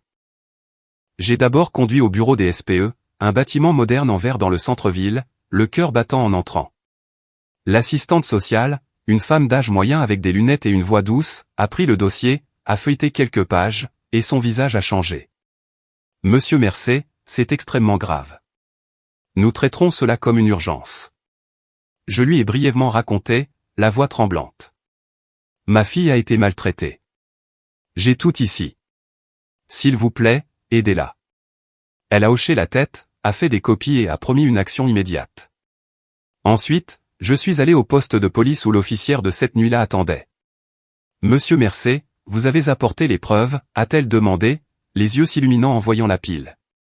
Je l'ai remise et j'ai ajouté plus de détails. Les voisins, les enseignants, les propres mots de ma fille. Tout ce qui prouvait les abus d'Orlando et Regan. Elle a pris des notes et a appelé son superviseur. C'est béton. Nous ouvrons une enquête complète. J'ai quitté le poste, l'esprit plus léger, mais toujours anxieux. Seraient-ils arrêtés? Je suis retourné à l'hôpital et j'ai serré Elma dans mes bras. C'est fait, ma chérie. Ils paieront pour ce qu'ils ont fait. Elle a esquissé un faible sourire. Tu es le meilleur, papa. En 48 heures, des mandats d'arrêt ont été émis pour Orlando et Regan. L'officier m'a appelé. Monsieur Mercey, les mandats sont lancés. Ils seront arrêtés aujourd'hui. Mon cœur s'est emballé en l'imaginant. Et c'est arrivé. Les nouvelles locales ont suivi de près. J'ai regardé sur la télévision de l'hôpital. Des images d'Orlando menotté, le visage tordu de fureur, criant alors qu'il était poussé dans une voiture de patrouille devant son manoir. Savez-vous qui je suis? Je vais vous poursuivre tous en justice. Les journalistes ont afflué, les appareils photo crépitants. Regan a été arrêtée peu de temps après, pâle, sanglotante. Ce n'était pas moi. Il la disciplinait juste. Mais les officiers l'ont poussée dans la voiture sans sympathie. L'histoire s'est répandue comme une traînée de poudre. Le riche homme d'affaires Orlando Langston arrêté pour maltraitance d'enfants. La victime est la fille de sa femme. Tous deux ont été placés en garde à vue en attendant leur procès. J'ai tenu Elma alors que nous regardions les nouvelles. Elle tremblait légèrement. Ils sont attrapés, ma chérie, a-t-elle murmuré. Ils ne peuvent plus me faire de mal. L'affaire a rapidement attiré l'attention nationale, de Flagstaff à l'Arizona, puis à l'échelle nationale. CNN et Fox News ont diffusé des reportages. Fillette de 10 ans maltraitée dans un foyer aisé. Le père biologique conduit de Denver pour la secourir. Les médias sociaux ont explosé. Twitter, Facebook avec le hashtag Justice pour Elma. Comment peut-on battre un enfant comme ça? Riche et pourtant diabolique. Sa propre mère regardait sans rien faire. Dégoûtant. Des milliers de commentaires, de partages, d'appels à la justice. Les lire me faisait mal. Ma fille au centre d'une tempête. Mais j'étais reconnaissant. La pression forcerait le tribunal à être strict. Le jour du procès est arrivé. Le palais de justice de Flagstaff était bondé. Les journalistes s'entassaient à l'extérieur, les caméras prêtes.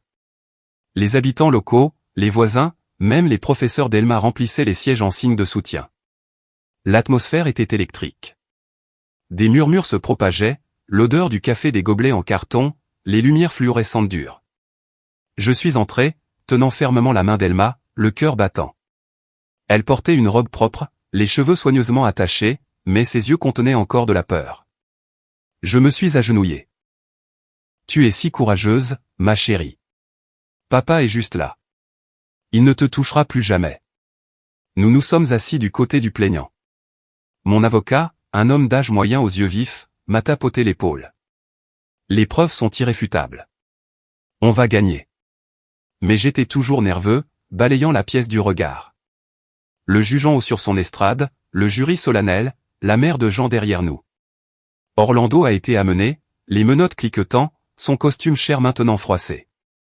Son visage était mal rasé et furieux, mais ses yeux trahissaient la panique quand il a vu le mur de caméra pointé sur lui. Les flashs ont crépité. Il a baissé la tête et a marmonné des jurons. Il a l'air pathétique, ai-je pensé, mais je n'ai ressenti aucune pitié. Il méritait tout ça. Regan est entré ensuite, sans menottes mais sous surveillance, le visage pâle, les yeux cernés de noir. L'arrogance avait disparu. Pas de rouge à lèvres, pas de robe de créateur, seulement la panique alors qu'elle réalisait que le jugement approchait. Elle a jeté un coup d'œil à Elma, les lèvres bougeant comme pour parler, puis s'est détournée. Mon cœur s'est serré. C'était autrefois ma femme, la mère de mon enfant, maintenant une complice. Le juge, une femme plus âgée à la voix sévère, a frappé avec son marteau. La cour est en session. Le ministère public peut commencer. Le procureur a présenté les preuves. Photos des blessures, rapports médicaux, déclarations des témoins. Les voisins ont pris la barre. J'entendais la ceinture la nuit, l'enfant pleurait. Les professeurs. Elma était terrifiée en classe. Des bleus constants. La défense d'Orlando et Regan a essayé de déformer les faits. Juste une discipline stricte, pas de la maltraitance. Monsieur Langston était en état d'ébriété et a perdu le contrôle. Mais le procureur a rétorqué. Ivre ou pas, il n'y a aucune excuse pour battre un enfant et pour des abus sexuels. La salle d'audience a halté. Lorsque le juge a appelé au témoignage de la victime, Elma s'est courageusement levée. Mon cœur battait la chamade. J'ai serré sa main. Tu peux le faire, ma chérie. Sa voix tremblait, mais chaque mot était clair. Elle a tout raconté. Monsieur Orlando m'a frappé avec la ceinture parce que j'ai appelé mon papa. La nuit, il me touchait à des endroits où il ne devait pas. Maman m'a dit de me taire, que c'était de l'amour. La pièce est tombée dans un silence de mort. Beaucoup de gens ont pleuré ouvertement. Un voisin a essuyé des larmes. Un journaliste griffonnait furieusement. Quand Elma a fini, elle s'est assise et m'a serré dans ses bras. Je lui ai embrassé le front. Je suis si fier de toi, ma courageuse fille.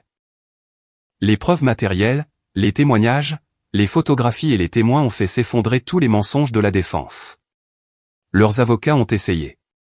L'enfant invente. Le juge a secoué la tête.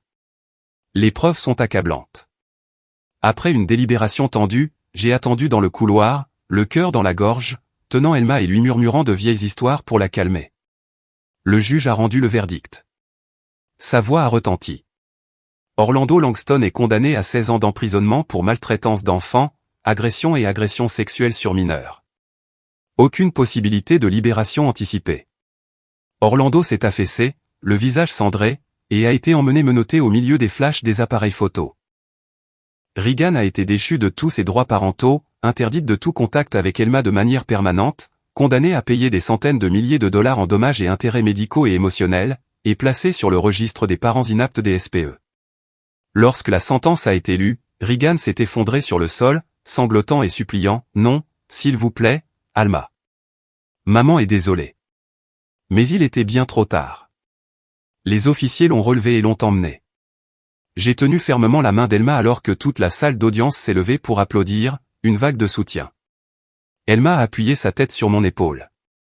Pour la première fois depuis des années, ses yeux ne contenaient aucune peur, seulement de la sécurité. Nous sommes sortis du palais de justice dans la douce lumière de l'après-midi de l'Arizona. J'ai soulevé Elma dans mes bras, la serrant fort pour compenser toute la douleur qu'elle avait endurée, les années d'enfer, les zébrures, les cauchemars. Elle a esquissé un faible sourire, ses petits bras autour de mon cou. Papa, merci de m'avoir sauvé. Je t'aime tellement. À ce moment-là, sous la chaude lumière dorée, la brise du désert transportant l'odeur des fleurs sauvages, j'ai su que notre nouvelle vie avait vraiment commencé. Plus de ténèbres, seulement l'avenir ensemble. Après le procès, la réputation de Regan et de la famille Warren s'est complètement effondrée, comme un château de sable emporté par la marée. La nouvelle s'est répandue comme une traînée de poudre. D'abord les chaînes locales de l'Arizona, puis le Colorado, et bientôt les médias nationaux. Affaire choquante de maltraitance d'enfants, le magnate Orlando emprisonné, l'ex-femme déchue de ses droits maternels. Les journalistes ont fouillé le passé, et tout s'est effondré. Quinton et Bianca Warren, les parents de Regan, ont été exposés pour avoir couvert l'adultère de leur fille et abandonné leur gendre aux funérailles de ses parents des années auparavant. Les gros titres ont revisité l'histoire. La famille Warren était au courant de l'infidélité de sa fille, mais est restée silencieuse, a même chassé le gendre en deuil lorsqu'il a demandé de l'aide. Le public était furieux. Les voisins de leur riche enclave de Denver chuchotaient et ricanaient ouvertement. Comment ont-ils pu manquer les funérailles de leurs beaux-parents et couvrir les abus de leur propre petite fille? Quinton, propriétaire d'une agence immobilière, a perdu des contrats importants. Les clients ont boycotté. Nous ne faisons pas affaire avec des gens sans cœur. Bianca, une femme au foyer de la haute société, a été rejetée par ses amis. L'été de l'après-midi sont devenus vides, les téléphones sont restés silencieux. Ils se sont retirés du monde. Portes verrouillées, rideaux tirés toute la journée, ne s'aventurant dehors que pour les courses, avec chapeau et lunettes de soleil. J'ai appris cela par les nouvelles. Mon cœur était partagé. Colère pour la façon dont ils m'avaient autrefois méprisé, mais aussi pitié. Ils l'ont bien cherché, ai-je pensé. Pourtant, je n'ai ressenti aucune satisfaction. La vie m'avait appris que le karma arrive tard, mais en totalité. Le sort de Regan était encore plus pitoyable. Elle a été licenciée de son emploi dans la publicité la première semaine après le procès. Image personnelle nuisant à la marque. Toutes les autres entreprises ont rejeté ses candidatures. Le scandale s'était répandu partout. Les entretiens étaient annulés à la dernière minute. Nous n'embauchons pas de complice de maltraitance d'enfants, lui a dit un recruteur sans embâche. Elle a dérivé dans la vie dans un motel bon marché, ostracisée par la société. Les anciens amis se sont détournés. Les voisins bavardaient. Même le supermarché local lui lançait des regards méprisants. Mon avocat m'a dit qu'elle avait essayé de faire appel, mais avait échoué. L'indemnisation qu'elle devait à Elma l'a mise en faillite. Elle est comme un fantôme maintenant, a-t-il dit. Je ne l'ai pas contactée, mais je me demandais avec un mélange d'appréhension et de curiosité. Le regrette-t-elle maintenant? Sa vie, autrefois luxueuse aux côtés d'Orlando, était tombée au plus bas. Preuve du châtiment. Pourtant, je n'ai ressenti aucune joie, seulement une concentration sur Elma et notre avenir. Pendant ce temps, j'ai ramené Elma à la maison à Denver. Pendant le long vol, elle a dormi sur mon épaule, s'agrippant à ma chemise. Quand nous sommes arrivés, la maison spacieuse que j'avais achetée après être devenue riche semblait plus chaleureuse que jamais. J'avais décoré sa chambre dans son rose préféré, avec des jouets, des livres, tout était neuf. C'est notre maison, papa, a-t-elle demandé, les yeux grands ouverts. Oui, ma chérie. C'est notre maison pour toujours. Mais je savais que les blessures psychologiques étaient profondes. Elle tressaillait au bruit fort, craignait l'obscurité, pleurait la nuit. Je l'ai emmenée chez une thérapeute spécialisée dans les traumatismes infantiles dès la première semaine, une femme douce dans un centre de Denver. Elma aura besoin de temps, monsieur Mercé, mais elle s'en sortira, a-t-elle dit après la première séance. Nous y allions 2 fois par semaine, dessinant, racontant des histoires pour libérer la peur. Jour après jour, sa santé et son moral se sont améliorés. De recroquevillée de terreur, elle a recommencé à rire, à courir dans le jardin, à raconter des histoires d'école. Papa, aujourd'hui, je t'ai dessiné en train de me sauver. Elle m'a fièrement montré un dessin coloré. Je l'ai serré dans mes bras, les larmes coulant, ma courageuse fille. Pendant la thérapie, j'attendais dehors, le cœur battant la chamade alors qu'elle racontait les horreurs. Pourtant, c'est ainsi qu'elle guérissait. Je n'ai plus peur parce que papa me protège, a-t-elle dit après quelques mois. Mon cœur s'est réchauffé. Ma vie existait maintenant pour elle. La vie de père et fille est devenue plus chaleureuse que jamais. Les petits déjeuners remplis de rire. Je faisais des crêpes en forme de smiley. Elle m'a versé du sirop et riait. Papa, tes crêpes ont l'air drôles. Les soirs, nous nous lisions des histoires. Je lisais Harry Potter pendant qu'elle s'appuyait contre ma poitrine, les yeux brillants. Pour la première fois depuis des années, ma vie, autrefois noyée dans les ténèbres, s'est de nouveau illuminée grâce au sourire d'Elma. Nous allions dans les parcs, faisions du vélo, cuisinions ensemble. De petites choses mais pleines de sens. Les nuits où elle dormait paisiblement, je m'asseyais près de son lit, lui caressant les cheveux, murmurant « Je t'aime plus que tout ». L'anxiété précoce, les cauchemars, le retour de Regan se sont progressivement estompés. Ma richesse subvenait maintenant à ses besoins. Bonnes écoles, cours d'art, voyages d'été. Ma vie me semblait complète, à l'exception du manque de mes parents. Mais Elma a comblé ce vide. Un après-midi froid et pluvieux à Denver, environ 1 an après le procès. La pluie tambourinait sur le toit, le vent sifflait dans les fissures pendant que je préparais le dîner, l'odeur de viande rôtie remplissant la maison, et Elma dessinait à table. On a frappé faiblement à la porte. Mon cœur a fait un bond. Qui cela pouvait-il être par ce temps? Des journalistes? J'ai essuyé mes mains, j'ai ouvert la porte et je me suis figé. Regan se tenait là, décharné, les joues creuses, trempées par la pluie, les cheveux emmêlés, les yeux sauvages et perdus. Elle était mince, portait un vieux manteau, toute trace de sa beauté et de sa fierté d'antan avait disparu. Darwin, s'il te plaît, laisse-moi entrer. Je veux juste parler, dit-elle, la voix et le corps tremblants. Je l'ai regardée longuement, la colère et la pitié se livrant bataille en moi, puis je me suis écarté. Elle est entrée, s'est effondrée sur le canapé et a sangloté dans ses mains. Elma l'a vue et a reculé de peur. J'ai serré ma fille dans mes bras. Monte à l'étage, ma chérie. Papa va parler à maman. Regan s'est effondré, les mots se déversant entre les sanglots. Ils m'ont mise à la porte du manoir. Orlando. Il est mort en prison après un peu plus d'1 an. Crise cardiaque, je suppose, la vieillesse. Mon cœur a eu un bref pincement à ce nom. Orlando était mort. C'était peut-être son karma. Elle a continué, la voix épuisée. Il ne m'a rien laissé. La maison, les voitures, l'argent, tout est allé à sa femme légale et à ses enfants. Je n'étais que la maîtresse. Je n'ai aucun droit. Ils m'ont mise à la porte sans rien. Elle a sangloté plus fort, les épaules secouées par un désespoir total. Je me suis assis en face d'elle, écoutant, mais impassible. Elle a levé les yeux rouges. Darwin, j'ai eu tort. Je suis tellement désolé. Je veux revenir. Recommencer. S'il te plaît, donne-moi une chance. Laisse-moi voir Elma. Elle est tombée à genoux, s'agrippant à mes jambes. Je changerai pour Elma. Je l'ai regardée longuement, le cœur endolori mais froid. Puis j'ai posé la seule question à laquelle elle ne pouvait pas répondre. Quand je t'ai supplié de rester, pourquoi as-tu tourné le dos? Quand j'ai perdu mes parents, tu m'as fourré les papiers du divorce dans la poitrine à leurs funérailles.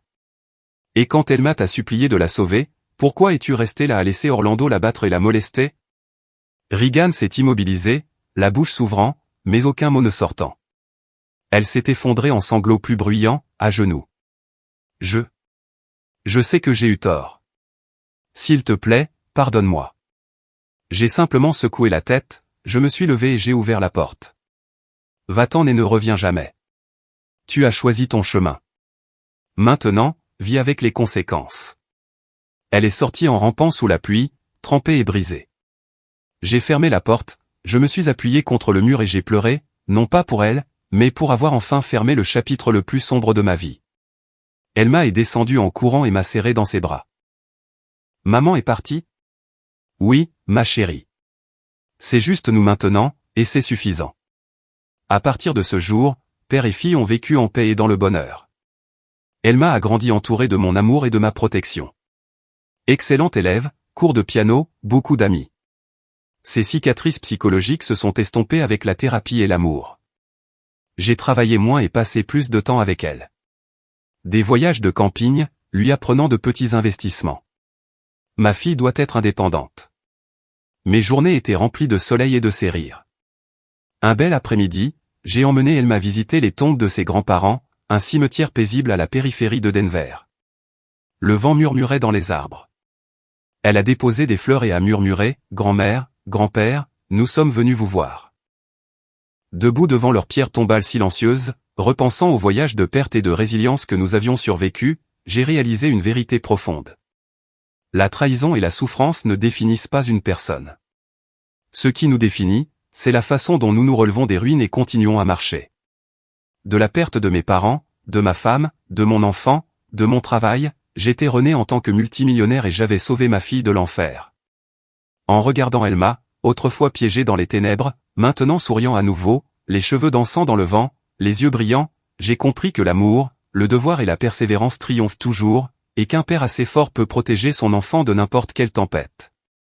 Devant les tombes silencieuses, j'ai silencieusement envoyé un message à moi-même et à quiconque marchant sur un chemin similaire. Laissez derrière vous les relations toxiques. Arrêtez de vous accrocher à ceux qui vous blessent encore et encore. Ce n'est que lorsque vous osez fermer l'ancienne porte que vous pouvez ouvrir le chemin vers la paix et la vie que vous et vos proches méritez vraiment.